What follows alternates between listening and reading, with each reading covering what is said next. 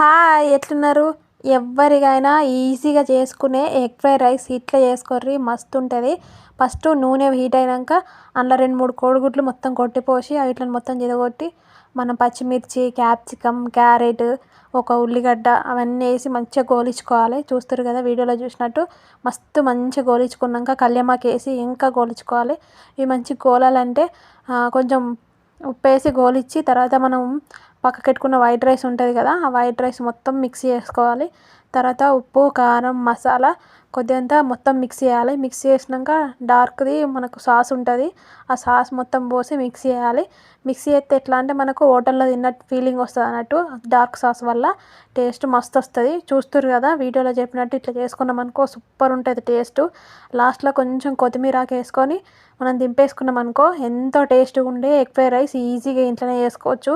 బయట తిన్నా హోటల్లో ఫీలింగ్ వస్తుంది. చిన్న